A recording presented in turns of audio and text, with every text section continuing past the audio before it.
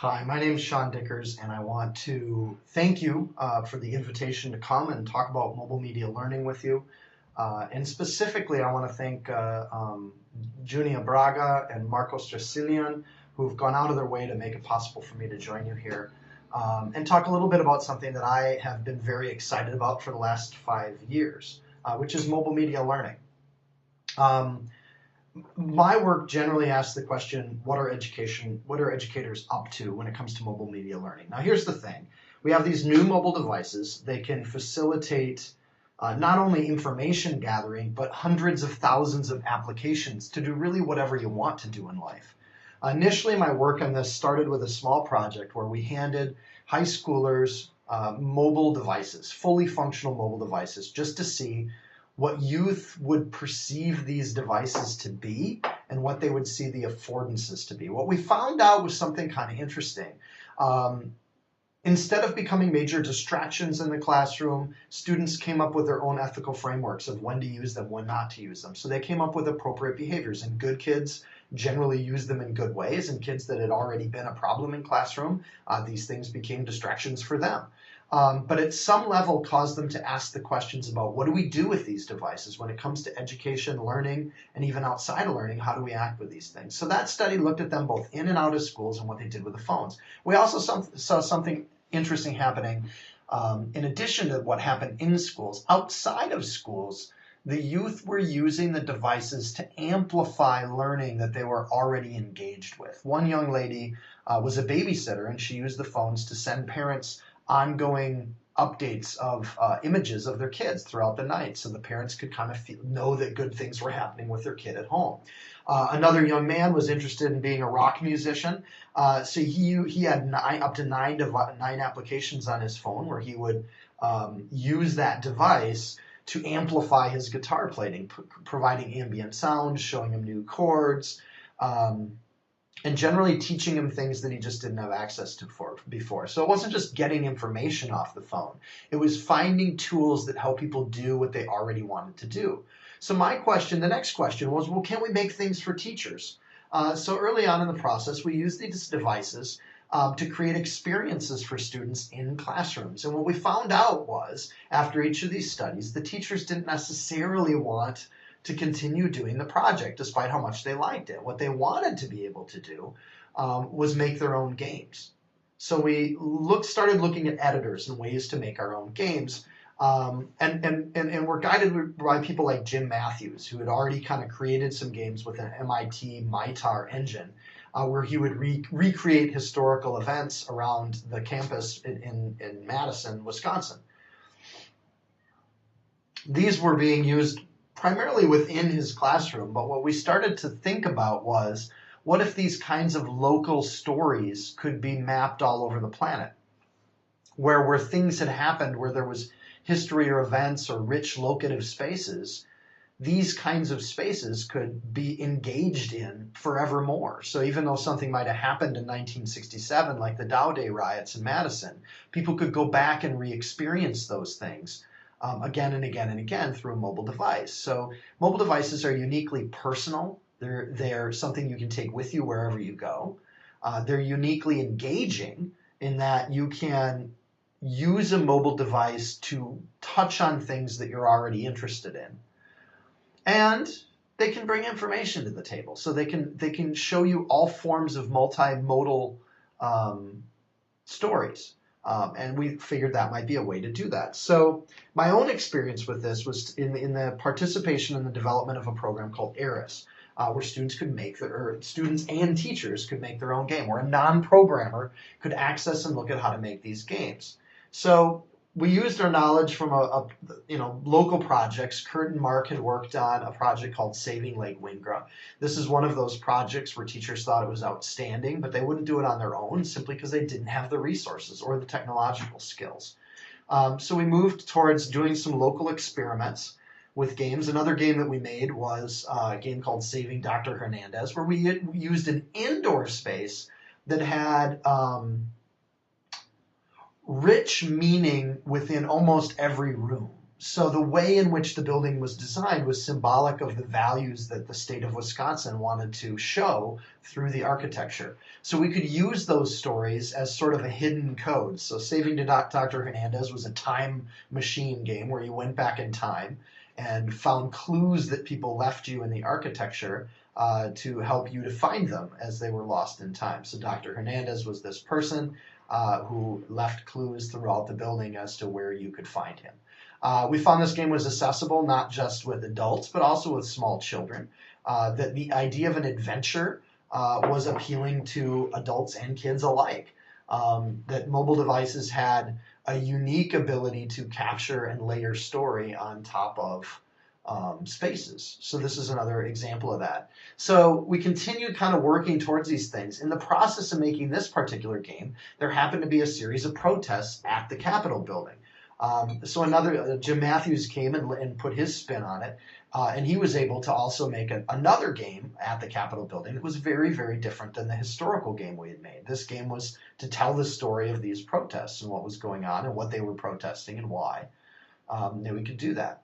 Another experiment was to make a game called Secret Places, and in this game we wanted to tap into the idea of tourism. So when people come to a town or a space, and as the World Cup and the Olympics come to Brazil, this would be the kind of game that might be a great opportunity for designers here in the country.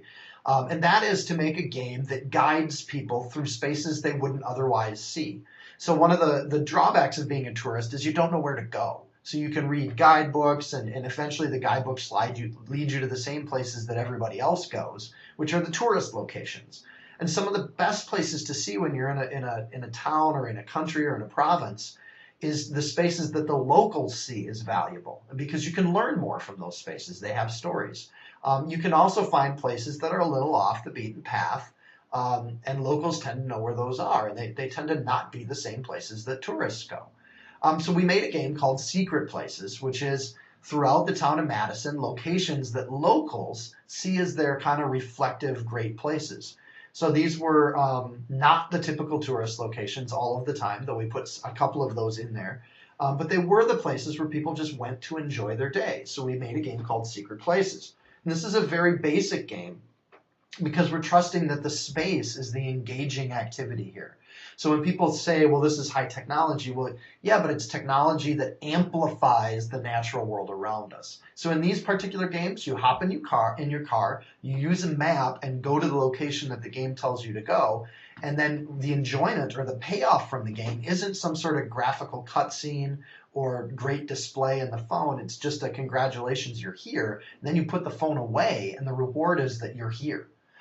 So that's the kinds of games that we found draw an audience or draw a crowd. So this is one of those things. I'll show you a couple screens from the game. There's an opening screen that kind of tells you what we're doing. You have quests that tell you that there's different places in town to go to. You use a basic map interface to locate and find those places that locals have enjoyed. And then you can talk to those people, either dead or alive. We can make digital versions of those people that are from the town and talk about or use quotes from actual journals that talk about their favorite places in the town. And in the process, you kind of end up going to those spots. So that's Secret Places. After finding a collection of these activities, we actually put them together in a book. Because what we found in the world of kind of mobile learning development is that as opposed to making a theory saying we know exactly what's going on or which of these kinds of games that I just talked about are the most powerful learning experience, we haven't measured learning in these spaces yet.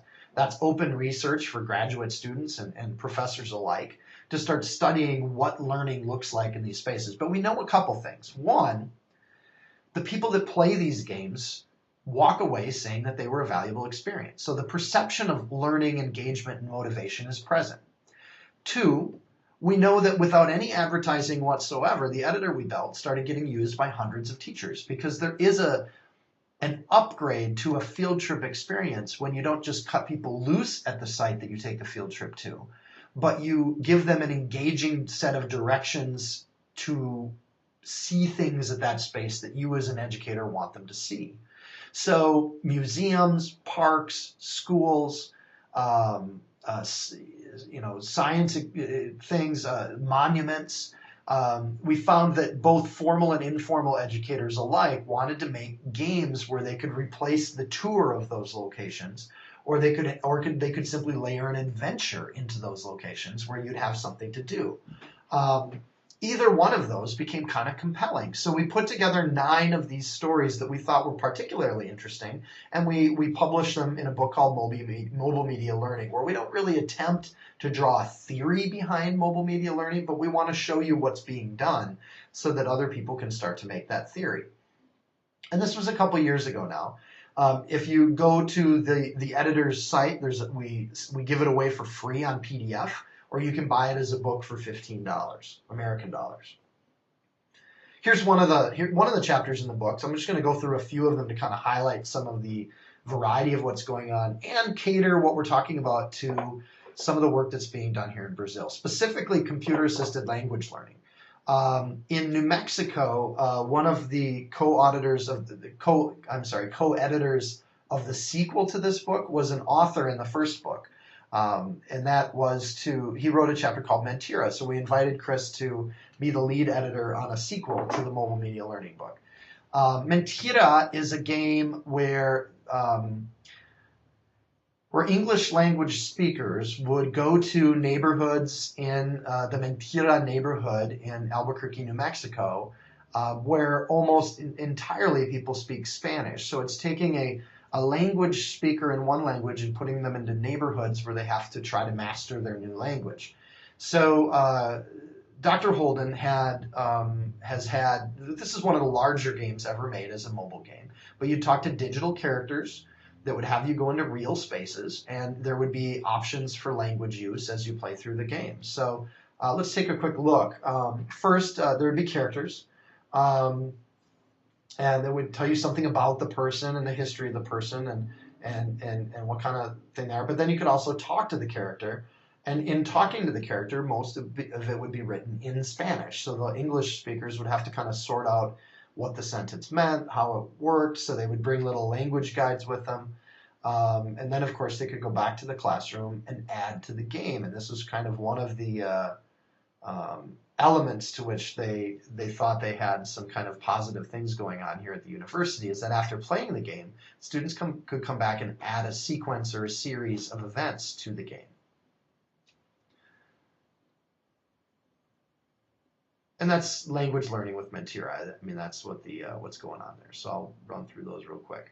Another game was one where students were learning science, and this was put together 2 different games. One, Who Rules the Forest, and then Ubiquibio, which were 2 games that were not made in an editor. These were written from scratch for mobile devices, where you would play interstitial games, or games that would introduce you to biological concepts within there. So these would be games for learning, and there's these sorts of games too. The Bob Coulter game was played at a park. He wanted people to see ecosystems. So players would travel from their bus. They'd get off the bus on a field trip, and he would have a game where they would try to connect or link all of the pieces of an ecological system together by actually going into the woods and seeing those sites. So he would use the map and the GPS within the mobile device to guide people to these locations, and then make sure that they saw what they were supposed to see by providing sample pictures. He would play test the game ahead of time and then have kids running through it. Louisa Rosenheck's game was not space specific or place specific. So we've seen some of these games pop up too, but we put a chapter in the book on these kinds of games, not necessarily because they're mobile media learning, they're more just media learning. But we did enjoy the idea that there are learning games being built in mobile devices that are compelling and engaging and educational.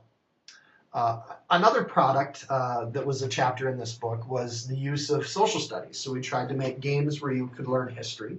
And there's an obvious application here. You'd meet characters and collect objects that were historical objects. And in collecting the object, we hoped that players would learn what the object was. And in meeting the characters, we hoped that players would learn the characters' stories. So in learning both the stories and the relevance of things, people would learn history. So this is a larger scale application at the university or the Minnesota Historical Society. And, it's going to be releasing here this December as a product that's part of the museum. So when you come to the museum, you can check out phones, and there will be entire stories layered on top of the museum exhibits. The Historical Society believes that this will save them millions of dollars.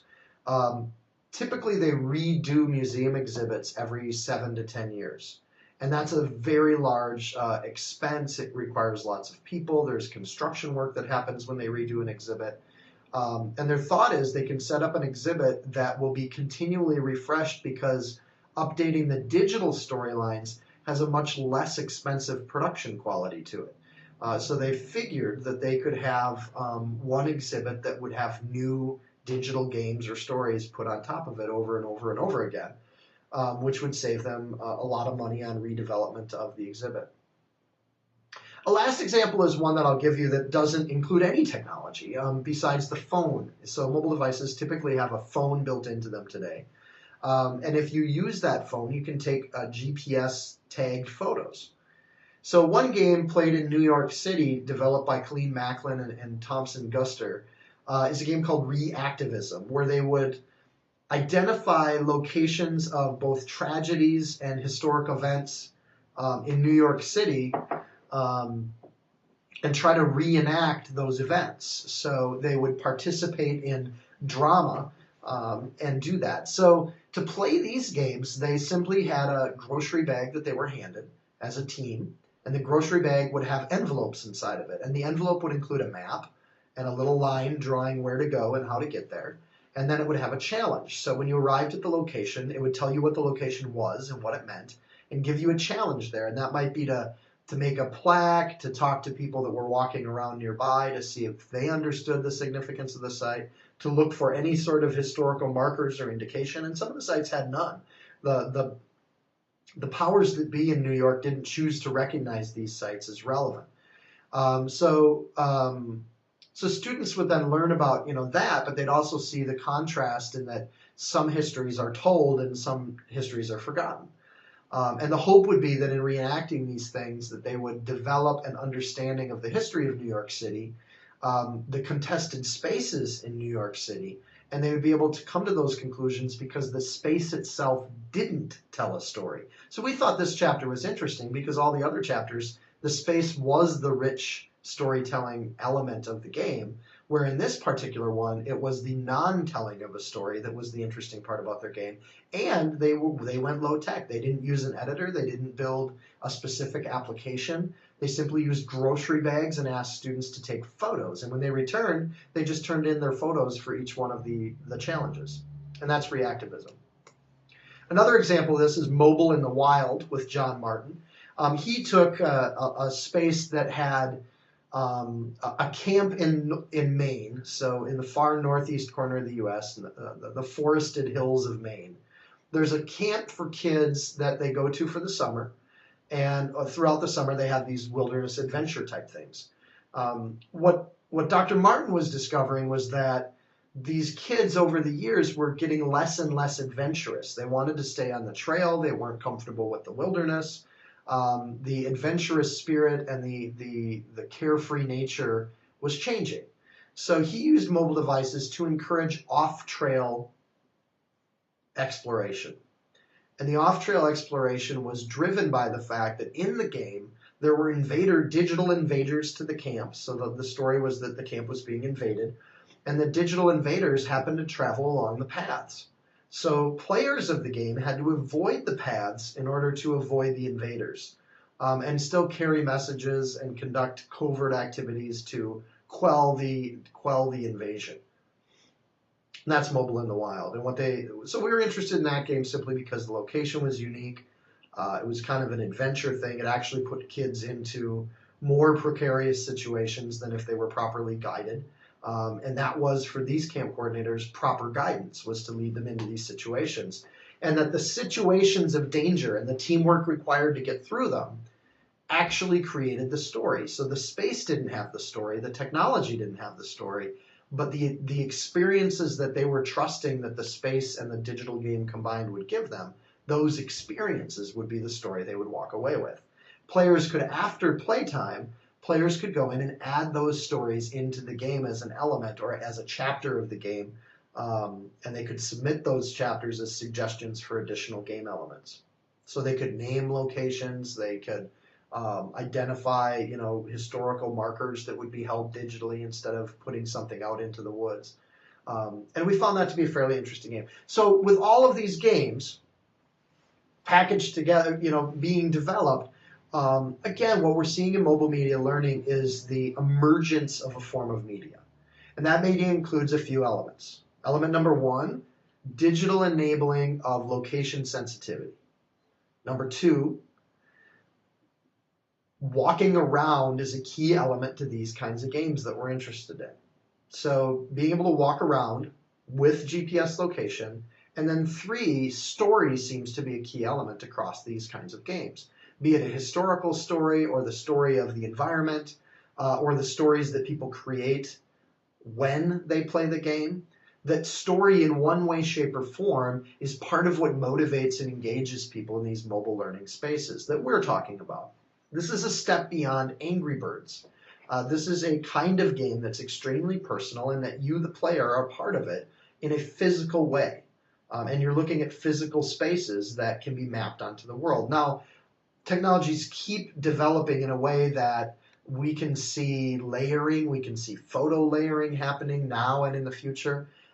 So we can see when you look through the camera like a lens, you can see different things as you track it around.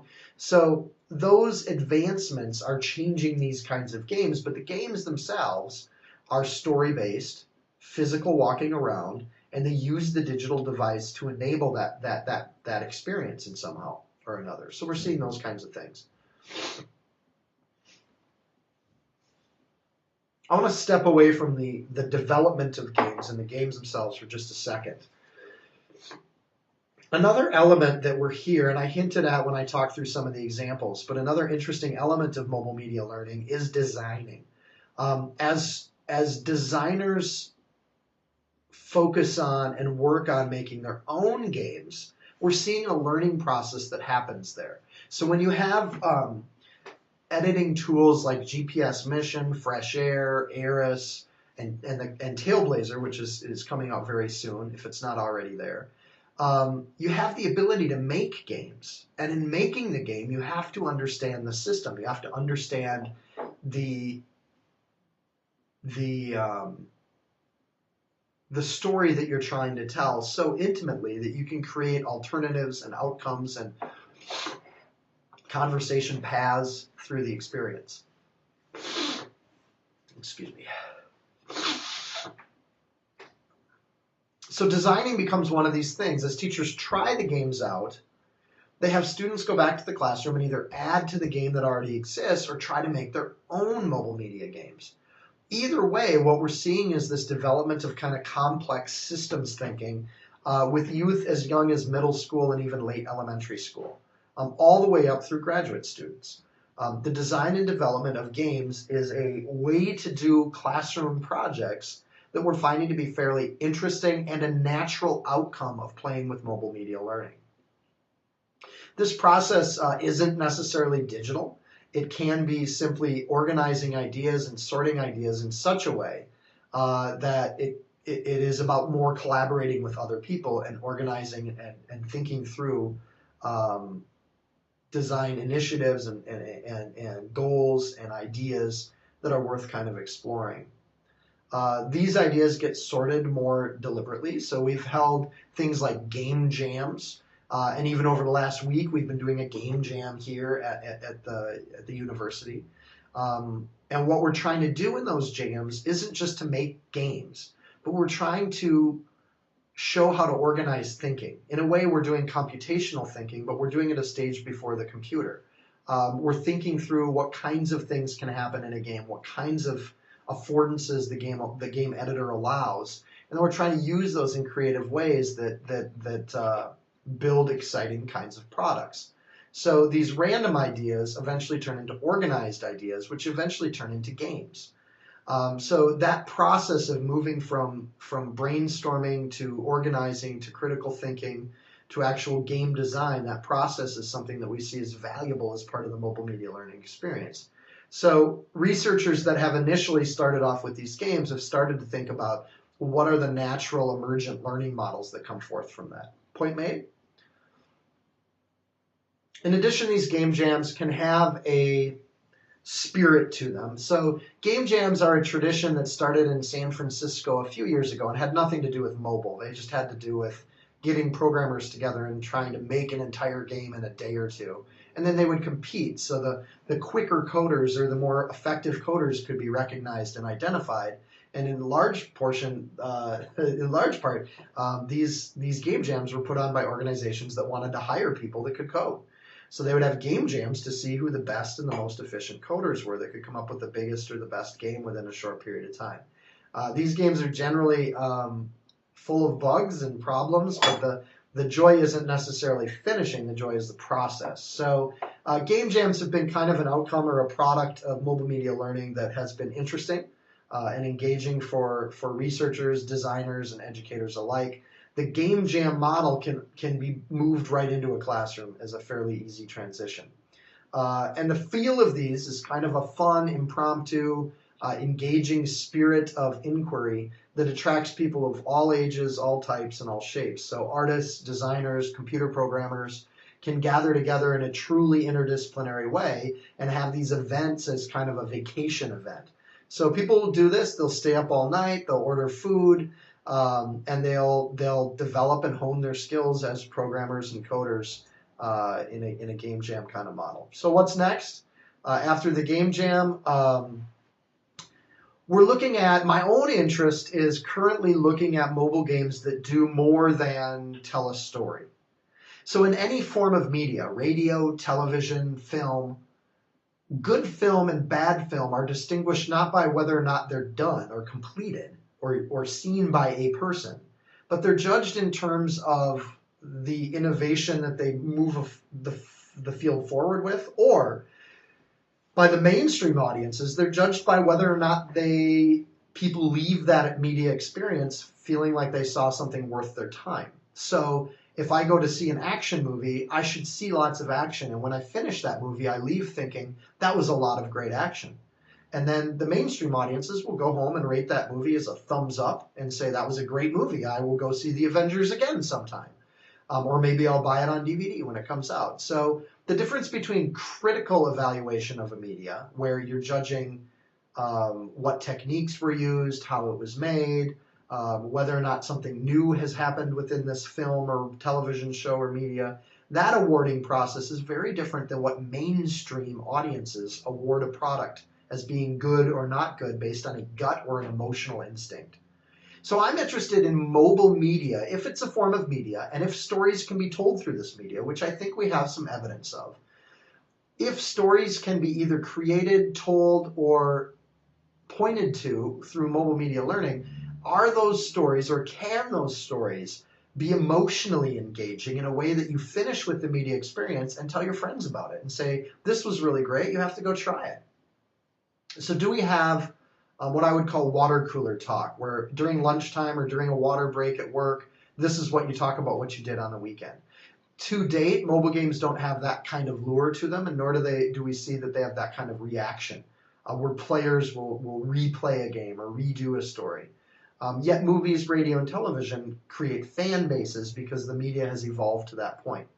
Mobile media learning or mobile media storytelling has not evolved to that point. So what's the next step? Well, one is, can we make games that create an emotional reaction? I think that's the first step. So whether or not that emotional reaction is strong enough to have people talk about it when they're done playing it isn't the question yet. The question is first, is it possible to connect a story or a mobile media experience with an emotional connection or reaction? So one effort we have going on is this kind of back shelf idea of, can we make a mobile game that helps people to fall in love?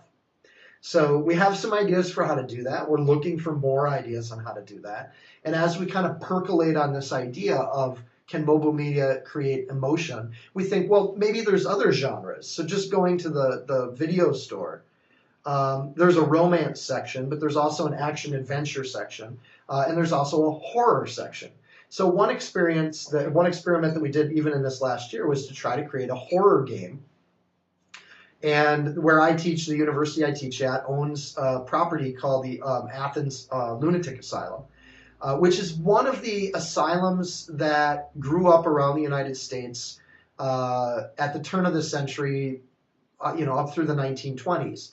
And these locations held a medical philosophy that if you only took lunatics out into the country, that they would be healed. And that the belief that lunatics emerged in city spaces meant that it was the city corrupting their mind. So they built these gorgeous facilities out in the country. And this one in particular is in the hills of the southeast Ohio Appalachian country. And they built these facilities that were initially designed to air people's minds out and heal them. What they found out was that it didn't work. When people have mental disabilities, they tend to stick around. So medications took over as a primary treatment method for people with mental disabilities. But prior to that, they left behind these gorgeous facilities. Now, the problem is when the lunatic asylum closed down, the cost of maintaining this facility is enormous. So around the country, these facilities kind of became abandoned, and the windows started breaking out, and cobwebs started to grow, and plants started to overgrow them. And they became the inspiration for kind of haunted house stories or haunted mansion stories. In addition, add the layer of mental disabilities being a 100-year part of this storyline, and what you have is these ripe kind of local legends emerge around these spaces.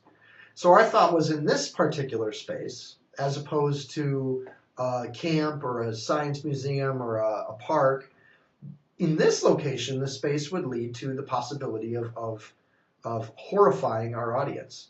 So we built the Ridges game with as much history as we could find that would tell the story of the Ridges. And the story itself, the medicine of the 1920s, lobotomies, a suicide ward, keeping pet crocodiles in the institution, lost patients. They got overcrowded and they couldn't track all their patients. These stories were disturbing enough. So in weaving those into a narrative here at the Ridges, we wanted to play test and see if players would leave the game with a memory or a disturbance that they would talk about later on. And sure enough, we found that was possible. After 3 iterations of the game, we had players that would contact us a day or two later saying they couldn't stop thinking about it or they were disturbed by it. That knowing that it was real was kind of horrifying, that actually happened and it happened here at this location. Those kinds of stories are interesting. I'm happy to tell those later. We don't have time for them during this talk. But we're successfully now in mobile moving past the can we do these kinds of games.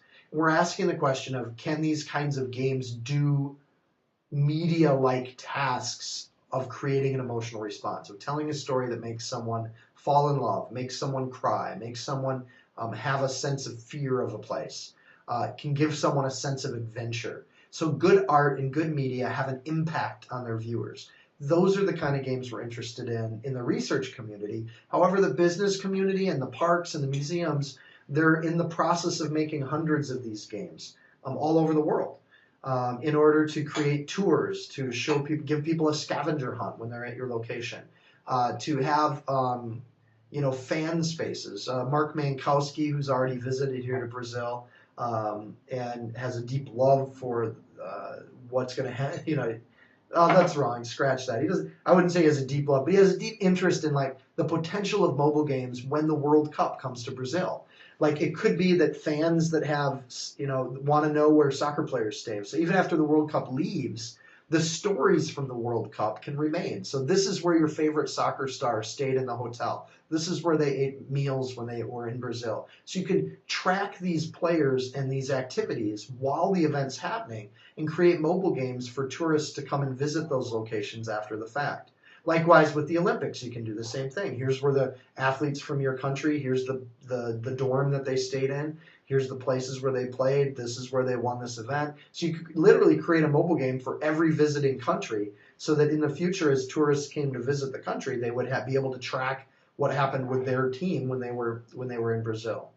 So the potential of these games to continue to fill those spaces, in addition to the research agenda of trying to advance the storytelling as a medium, I think are a compelling reason to continue looking at mobile media learning.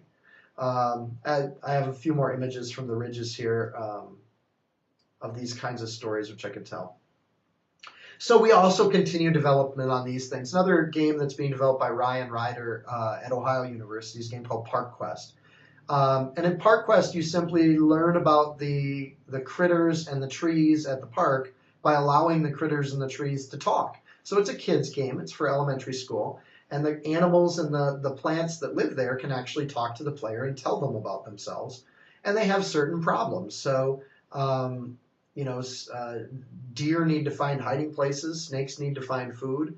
So you take the natural and real problems of those life forms and you verbalize them through stories in the mobile game. So Park Quest is a game that Ryan's trying to develop in such a way that you could copy and paste it to any park. And that space where you could just go into the game and change the animals, change the plants, and make something that would be scalable. So that's another question or issue that we're sorting out with mobile right now. There's lots of options. So primarily my work is with Eris because I was on the development team for Eris. And most of the games we've built have been built in Eris. However, if all you're doing is a tour or you want to see specific locations, GPS Mission, Tailblazer, Fresh Air are applications that work on Android devices. So there's other options. And even cross-platform. So I'm interested in shifting over to a product like Tailblazer because it's free. You can publish to Android without going through the Tailblazer app. So you can export your games out of that system. Eris and GPS Mission, you have to actually download the Eris or the GPS Mission app in order to play any game that was edited or built within that system. So that's where a Tailblazer or Fresh Air, you can export or pay to export your game as its own product on the market. So there's options for editors that we looked at here this last week. We started doing some of that development work. And then the last little piece is that we're continuing to gather interesting stories where we see the media being pushed in new directions and in new ways. So the mobile media learning book that I talked about, which is already published, we're working on a second one right now that has 15 of these stories built into it, some of which I've mentioned here in the talk. So you've seen a preview of what Mobile Media Learning 2 will look like. And we're continuing to try to think about, what are some of the principles and theories and themes that tie all these games together. So in that, we're looking for partnerships. We're looking for people that are also interested in studying this media and moving it forward. We want to see people make an enormous amount of money off these kinds of games because with the money comes development funds and people that want to kind of build and push things in new ways. Much of the mobile media learning research has been done on a shoestring budget so far. So what do these kinds of games look like when they have the budget to do full production quality behind them, where we hire artists, we hire voice actors. Right now, a lot of these games just have me making funny voices when we do audio with our digital characters. So you'll notice that the frog and the miner sound somewhat similar to each other if you play both games. So we're interested to see what do things look like when people do that. We think the money follows the emotional connection. That when you have people engaging with the media because they love it, because it's what they want to return to, they want to consume more of those products, that now you've created a market. And when the market exists, we believe that the funding will follow. So that's where we're excited about the possibility of what Brazilians might do when the World Cup comes to town and when the Olympics come to town. You have an outstanding opportunity where the place will have stories. So it's a matter of thinking ahead to those events and capturing the stories with photographs, with quotes from the athletes, so that when they leave, the games can start getting made. Or even tours and guides can be made before the events, so when the audience comes to town, they have these products they can go tour the city with. And as tourists come to strange cities, they don't know what neighborhoods to go into and which ones to avoid. So games can easily help them avoid neighborhoods that wouldn't be safe for them. Not to say that there's any unsafe places in Brazil, but that in America we have unsafe spaces. So I'm curious personally in what Brazilians are going to do. I think you have a golden opportunity to advance the field of research, to advance the educational potential of these events. And finally, I hope the business community can capture and grab the opportunity to make money doing and developing mobile games, and that some of that money they would consider putting back into research and educational goals, where many of these opportunities have been developed. So there's a partnership that can happen there, an ongoing research agenda that can be a collaborative opportunity for us, and of course the idea to share in each other's cultures and understand design through the lens of Brazilian and U.S. eyes is my own pleasure, and it's been a joy to visit you here in Brazil over the last week. And I thank you for your hospitality, the wonderful food, and just the pleasure of getting to know you and meet you over the last few days. So thank you so much. Thank you for your time and your energy. We're going to have translators here, so if there's questions, we can start to ask and answer questions through translators. Thank you so much. I look forward to talking to you more in the future.